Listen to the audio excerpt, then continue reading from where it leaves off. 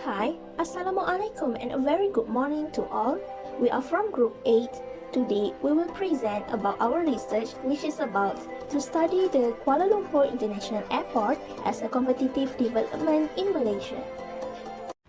The aim of our study is the development of KLIA Airport aims to meet demand of passengers in future and generate economic growth to the region.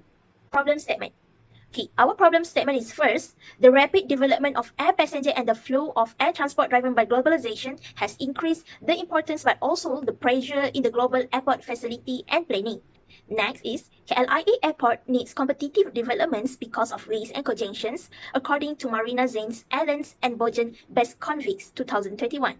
The third problem statement is lack of innovations and technology, according to Seawick as 2019. Our research questions and research objective. First research questions is, what are the requirements for KLIA airport facilities that need to be considered? Next is, what is the future planning for KLIA airport? And the third one is, what are the challenges in KLIA airport? Our research objective is to identify the requirements for KLIA airport facilities that need to be considered. Next is to build future plannings for KLIA airport. And lastly, to determine the challenges in KLIA airport. Assalamualaikum. I will continue my part, which is methodology. The method used in this abstract paper relies on a literature review of journal article, essay and conference books and online news that related keywords and analysis phase. The data collected is secondary data. Secondary data is the analytical knowledge that has been collected and researcher can access the knowledge. This term is different from raw data, which is data collected from its sources. Next is literature review. Air transport is one of the world's largest industry in transportation. It is one of the most crucial transport in the global transportation system. Therefore, the demand for air travel increases. This is our theoretical framework. Firstly, if Kuala Lumpur International Airport is a competitive development in Malaysia, for the IVE, KLIA Airport facilities requirement. Secondly is KLIA Airport's future planning, and lastly is KLIA Airport challenges. Firstly is KLIA Airport facilities requirement is crucial that to ensure operational function around the airports work efficiently, they can maintain a positive brand image and keep the customer happy with consistent service rendered to the customer. Next is KLIA Airport future planning is a systematic process that create guidelines for efficient airport development that meets local, state and national goals. Lastly is KLIA Airport challenges such as safety, convenience, environmental, financial sustainability and others. Data analysis and data result for passenger and cargo forecasting. On this figure, we can see an increase of passenger and cargo forecasting. They can do by three strategic thrusts. Firstly is by maximizing revenue generation, and after that by developing new capabilities. Lastly, have to ensure business growth and sustainability across its key business activities. That's all from me. Thank you. Next is cargo and passenger terminal development. Malaysia Airport can develop initiative and actively working with key players to establish KLIA Aeropolis as an e-commerce destination for several years.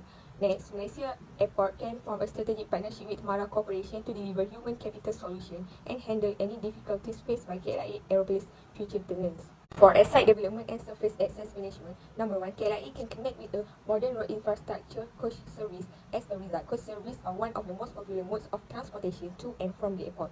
Number two, KLIA also can link to Kuala Lumpur public transit system by the Express Train Link (ERL), which consists of the KLIA Express and KLIA Transit Rail Line.